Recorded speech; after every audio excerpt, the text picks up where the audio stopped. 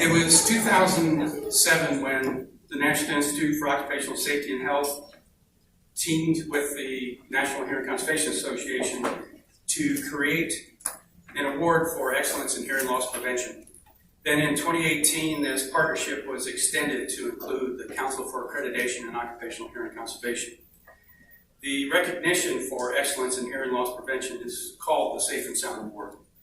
Now, the objectives of this award are to recognize organizations that document measurable achievements in hearing loss prevention and to obtain and disseminate information on their real-world successes. The award really facilitates the sharing of leading-edge best practices to improve the workplace. And the SafeinSound.US website, you'll find there is a list of all the previous winners with links to expanded PDF files of all their presentations. So please refer to that for background information on some of their awards and some of their case histories that they've had some great success with. The two awards that the Safe and Sound Award Committee offers is the Excellence Award, which is meant for those employers that really go out of their way to ensure the safety of employees by implementing exemplary programs. And then we have the Innovation Award that is meant to recognize individuals or organizations for their dedication to fostering and creating and implementing new and unique type of approaches to some of the unique challenges that exist in the workplace. Now, potential candidates can be nominated a couple ways. You can self-nominate your own company if you work for an employer that has an exemplary program or innovative program. And you can also nominate another company. If you're a service provider per se, and you work with a company that you think is a worthy candidate, we encourage you on the Safe and Sounding Committee to visit the website, fill out an application, and nominate them, or nominate yourself if you work for an employer with a program. And if you are more prone to tweet, you can use the hashtag #WeWantToHear and nominate somebody through that means. Now, there's a couple important dates I want to state, and one is the early nominations by third parties, which the deadline is June 8th, and then the completed applications as well as self-nominations will be July 15th. So please get a head start on that. A lot of companies we've dealt with in years past wait till the last month or so, and then they find out they have a lot of approvals and hurdles they got to get through to get their nomination completed, and they end up missing this year's cycle. So it helps to get started on that now. The Safe and Sound Committee is shown in the slide here. 5 of the 9 of us are here. If you have questions about the award or the committee itself, let us know. It's myself here, Thais, Rick Neitzel, Lori Wells is here, as well as Ted Madison. So again, just feel free to approach us if you have any questions or more information is needed. Now, to present the award, we had invited Dr. Margaret Kidd, the retired Rear Admiral and Deputy Director at NIOSH. Unfortunately, Dr. Kidd had an emergency and had to cancel.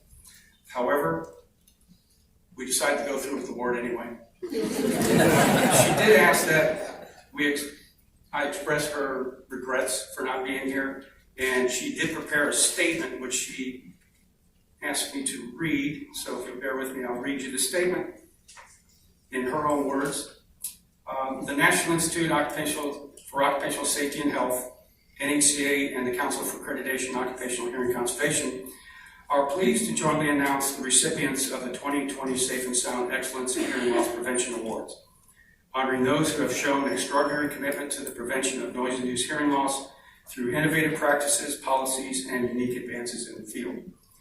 It is a great pleasure to recognize this year's Safe and Sound Award for Innovation in Hearing Loss Prevention to the Acoustics Subworking Group working under the Multilateral Medical Operations Panel for the International Space Station. I don't know how they get that on a business card. Those are my words, not hers. Now, the ISS, as you might imagine, is a pretty unique work environment. It requires a series of innovative interventions. Approximately 250 astronauts and cosmonauts have worked at the space station, and several crew members have made more than one trip. They're exposed to noise 24 hours a day, 7 days a week, and the current missions last on average about 6 months. So it's pretty extended time. The concerns over noise exposure are not restricted to the risk of hearing, but also to crew health and performance in the form of sleep interference and communication, as well as reduced alarm audibility. The Acoustics Subworking Group manages the acoustic environment on the ISS and protects the hearing for those who work on the station. They work with the astronauts to monitor the noise levels, identify noisy tasks or equipment for addition to the noise hazard inventory they keep, test equipment for noise levels before it's sent to the ISS is done. They develop and implement solutions to reduce noise, recommend hearing protection devices, as well as perform audiometric tests before flight, during orbit, and after orbit. Now, during what is approaching 20 consecutive years of human occupancy of the International Space Station, there has been no persistent mission-related hearing threshold shifts among U.S. crew members. Its success is a result of the efforts of the acoustical engineers, audiologists, and industrial hygienists, as well as physicians who comprise the subgroup's membership from NASA, the Russian Space Agency, the European Space Agency, the Japanese Aerospace Exploration Agency, and the Canadian Space Agency. So it's a multi-agency type group. Through this extraordinary program, the astronauts really are truly safe and sound. Now, please note the IJA, or the link that you'll get to the electronic copy of it, will have a paper that has some noise measurements and data that was reported from the space station. And visit the Safe and Sound website for an extended version of our recipient's presentation today. Now, in conclusion, Dr. Kidd extends her congratulations to the Acoustics Subworking Group.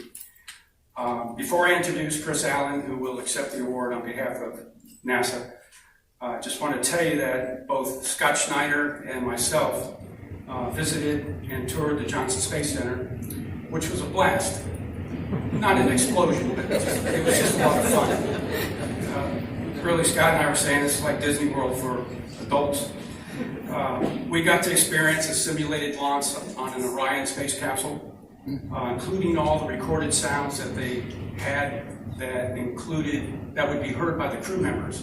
This includes things like the rocket boosters, the pyrotechnics used to eject the rocket boosters, and some other snap, crackle, and pop sounds that occurred during takeoff. Now, we also visited with the flight surgeons and interviewed them for a while, as well as one astronaut named Joe Bacava. Joe has spent more than 300 days in space on 3 separate missions. It really was an ear-opening experience. We're very impressed with the innovations that NASA has implemented in their hearing loss prevention efforts. So on behalf of Scott and myself, I want to extend my thanks to Chris Allen and Dick Danielson and John Allen for hosting us during that visit. Now, Chris is the Acoustics System Manager for the International Space Station and Orion, and is the lead of NASA's Johnson Space Center Acoustics Office. So during the daytime, Chris is, yes, it's corny, a rocket scientist, trying to minimize noise levels, noise exposure. During nighttime, he has dreams and aspirations of being a rock star as a heavy metal drummer. So he goes from one end of the spectrum of minimizing exposure to the opposite end of the spectrum of overexposing himself. So with that, I'd like to introduce Chris Allen to accept the award. Come on up, Chris.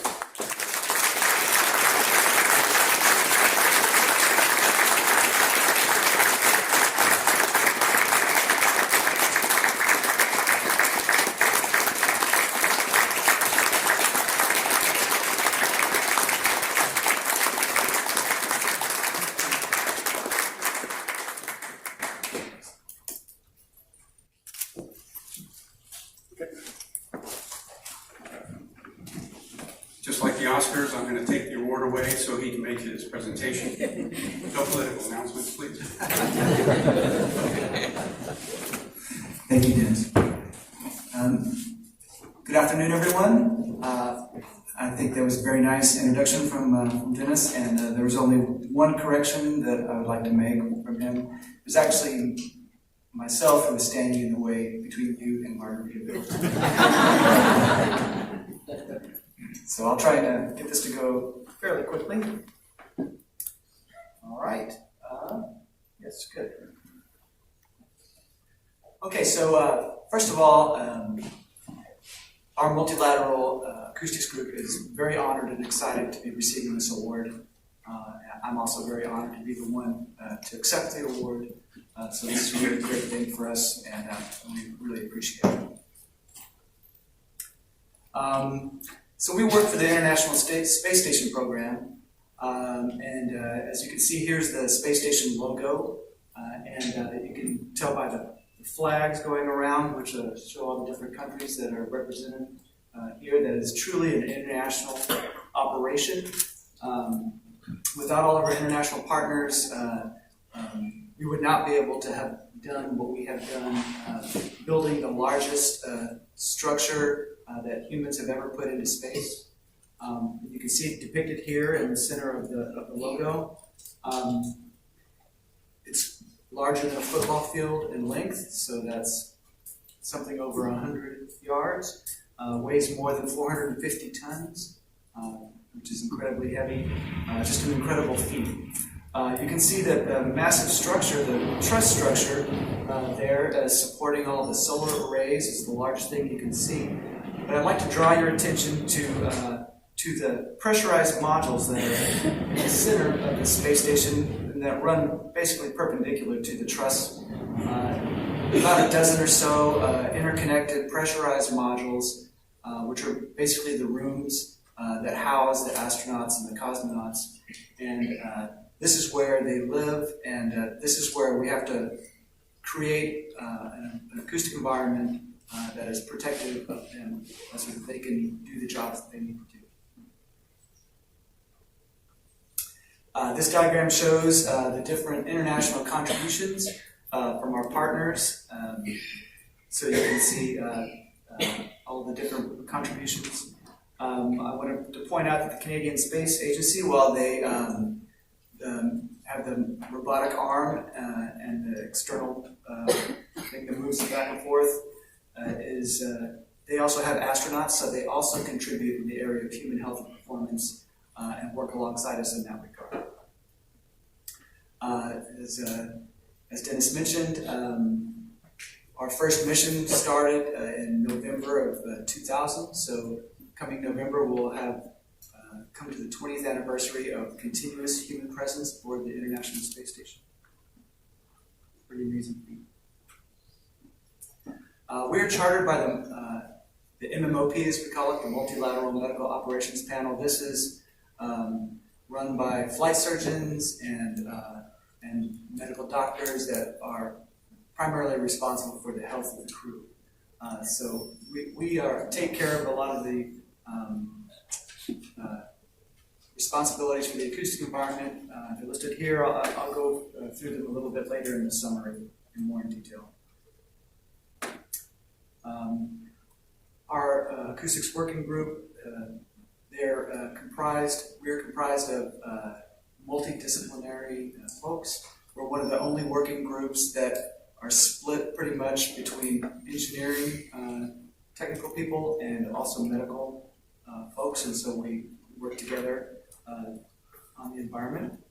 And we do things in flight or before flight that we need to do, for example, testing of the modules before they're flown, make sure that they meet our requirements.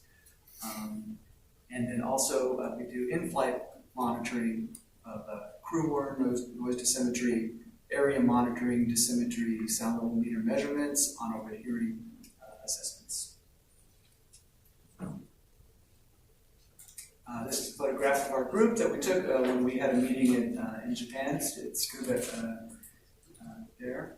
And I'd like to point out two familiar faces that you all know. Of course, our co-chair, Dr. Dick Danielson, we work together to help navigate and organize the group of cats that are our sub-working group. And also Dr. John Allen, who is very instrumental to our success in a lot of cases. We have a couple groups at Johnson Space Center that we leverage, a couple facilities. So one of them is the Acoustics office, and there we have an acoustics and noise control lab, which has an anechoic chamber. We do a lot of testing of hardware. Flight hardware comes in. We develop we develop acoustic materials that are flight certified, so we have to do things like satisfy flammability or off-gassing, so we have to use some novel acoustic materials. We also help develop noise controls for hardware that are exceeding requirements and need some help. Dr. Danielson runs the JSC Audiology and Hearing Conservation Clinic, and he provides clinical research support, and then also does testing and hearing testing for all of our astronauts, both present and former astronauts, in support of our lifetime surveillance of astronaut health programs. All right, I just wanted to get you a little situated on sort of what life is like in the International Space Station.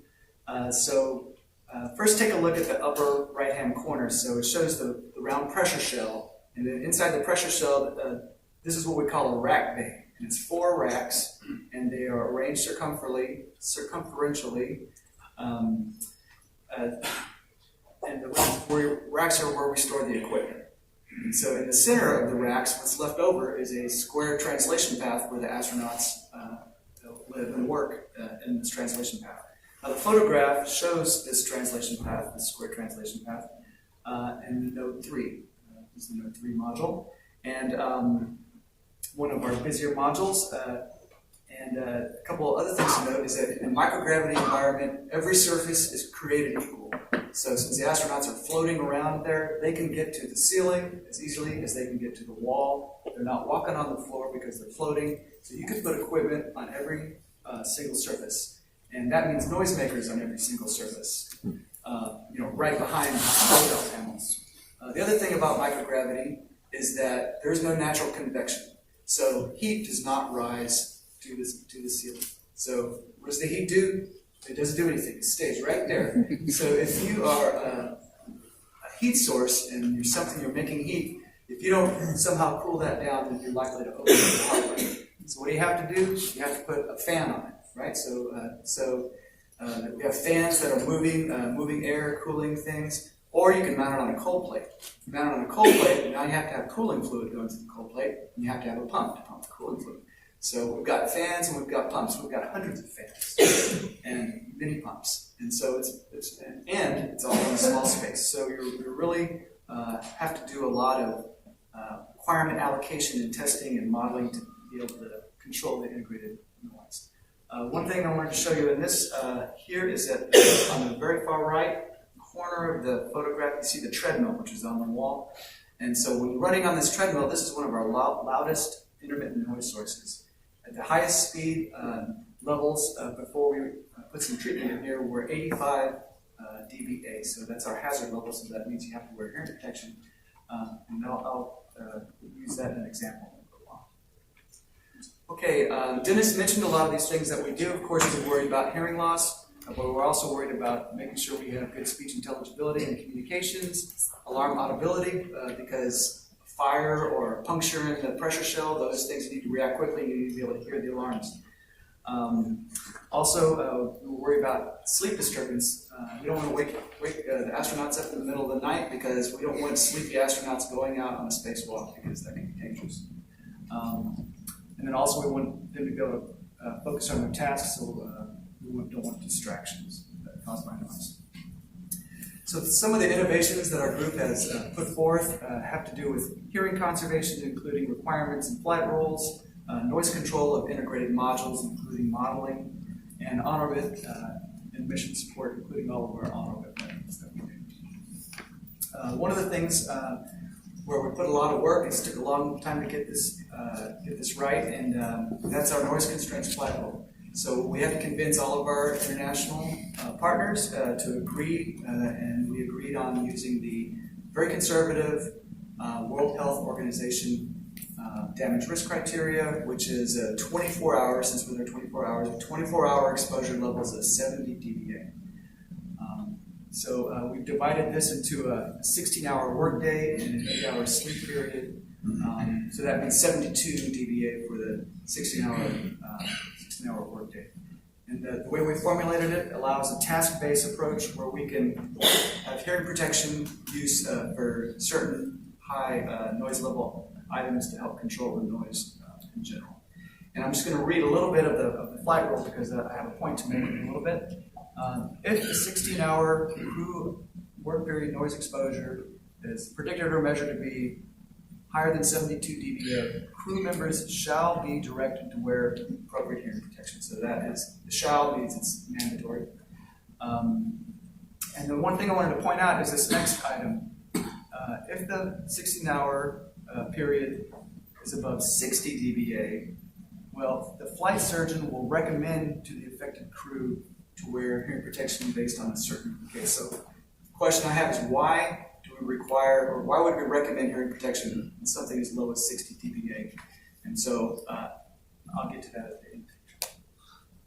All right, this is an example of our task-based approach, and we call this our noise exposure estimation tool. And this shows some tasks the crew will do, and on the very top you see that our treadmill activity, T2, is hazardous range 85, so that requires hearing protection. It also puts us over a 16-hour 72 dBA rule, so that also means hearing protection.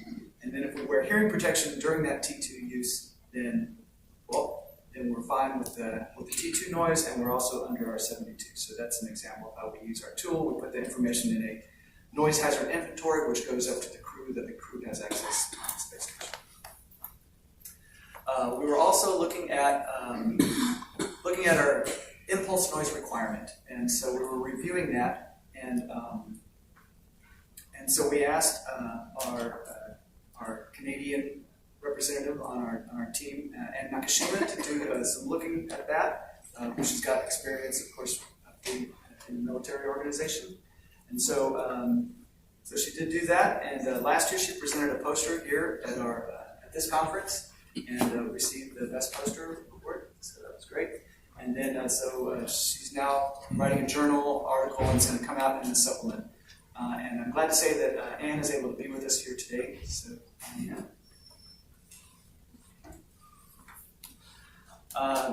innovations from our Russian counterparts. This just shows an example of some noise control treatment put on their air conditioning in the surface module. Has a cover and some lagging, and then also a close-out panel.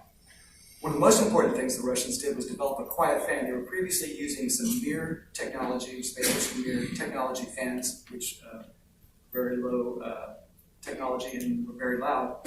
And so we were able to have a fan with, reduced by 10 dBA but had better flow, like almost twice the flow capacity. And with 40 fans in the service module, well, that was one of the major noise sources. And you can see the noise reduction here, 10 decibels, just by replacing these noisy fans with the quieter fans. All right, I'm going to skip that one. So also we perform on-orbit hearing tests on orbit, and we're going to a new on-orbit type of on-orbit hearing test. But just wanted to mention that we've been using our previous method where we used some ear monitors to passive hearing control that were molded that had input audio inputs to run the hearing tests. And the creator of these won the first Safe and Sound Award, who's Michael Santucci from the Symphonics. And I got to meet him yesterday, so that was very good.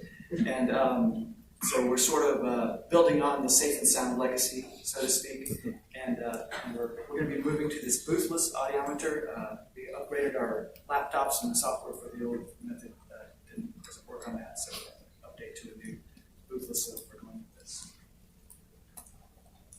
Another great thing is that under the leadership of Dr. Danielson, we have formed an auditory health and performance focus group with the expertise in audiology, otolaryngology, and psychoacoustics. We're looking at non-auditory effects of noise and also standardizing methods for reporting the UHAS. This is tricky with all the different international partners, getting everybody to agree what a standard threshold shift is, and other things, and so we're working on that. Okay, in summary, our group has collaborative interactions among all of our partners. We have dissimilar standards and bureaucracies and things we need to do to get approval for these things. And we've reached concurrence on our requirements and flight rules for the most part. We've implemented this great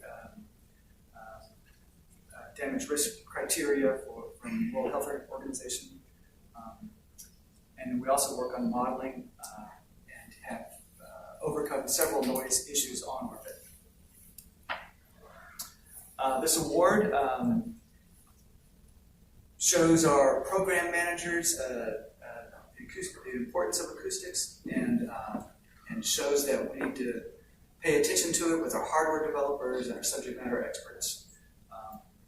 It also highlights that noise controls are a lot less costly when you implement them early on in the design process before you fly it into space, because it's really difficult once it's already up there to design and put noise controls up in the space station.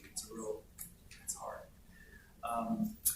And then it also highlights to our NASA management that our efforts are seen as effective and important by our external peers. And so that is very important for us, and so we think that. In the future, we're going to try and improve our acoustic monitoring and all of our methods. We're going to try and utilize new technologies. What I've got my eye on is noise hazard level, so that we can have an alert when noise levels are hazardous, because the crew don't know when the noise is too high. So we just need to be able to tell them when they need to wear hearing protection if there's something that comes up. Another thing is that we're going to examine the potential to work with all of our international partners. We're going to use the ISS model for our future work that includes, I don't know if y'all have heard of it, but there's a Gateway, which is a orbital station around the moon that we're going to use, and then we have a human landing system that we're now starting to work on, and that's going to lead to lunar on-orbit operations, and then we're looking at using this model for exploring Mars. So we've got a lot of work ahead of us, and we're going to hope to go with our international partners and our commercial providers as well. And then we'll also collaborate on acoustics and hearing conservation in other areas other than this. All right, and this is my last slide. Lessons learned. So one thing that I've learned that's important and that's really made us successful is stick-to-itiveness. A lot of our achievements, most of them have taken many years. I think the flight rule took probably 7 years to get implemented. So yeah, stick-to-itiveness. Other thing is in interaction and working with the international partners, we need to recognize what is important to the partners in negotiating, respect other points of view, work through translation issues. We have interpreters that help us out. To make sure that concepts are clear and understood to find common ground. And my example that I led to earlier, alluded to, was that why 60 dBA, why are we recommending hearing protection? So come to find out that the Russian folks, when setting noise exposure limits, they take into consideration how stressful an environment people are working. And so if they're working in an environment that they feel is stressful, well, they say, well, you need to have lower noise exposure, I don't know, to prevent mistakes. And so written into their Russian state standards, they call it GHOST, is 60 dBA for space flight. And so we had to find a way to make our noise, our flight rule compatible with their Russian state standard. So that was our method for doing that, mandatory 72, and then recommended 60 dBA based on flight surgeons' interaction and what the status of the crew was. Other point is autonomous monitoring of noise exposure would provide valuable insight regarding detection of operational auditory risk, and this may be in a military setting. And then I have a personal lesson that I learned, and that is about noise control engineering. So I'm a noise control engineer, and I've seen this conference before. I know Dick has gone to this conference. My deputy Jose goes to this conference a lot. And I always felt that, well, I'm a noise control engineer, and this guy's screaming for hearing guys. But and Dennis has helped me with this, is to recognize that noise control is important to you guys. And so I feel part of the family, and I want to thank you all for welcoming me.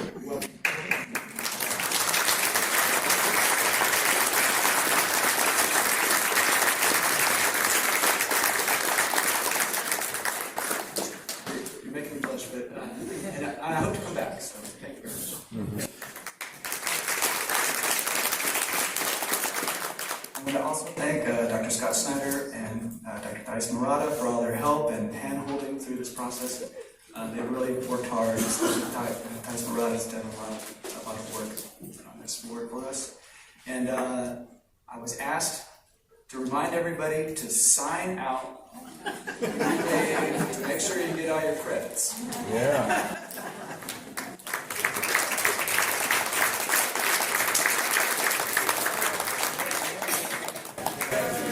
So on behalf of the Safe and Sound Committee, I want to thank all the committee members for their participation, the NHCA and chaotic leadership, and all the candidates that submitted applications. If you didn't receive an award, obviously, we want to encourage you to continue to try, and we'll work with you to try and finalize that decision and get it approved eventually.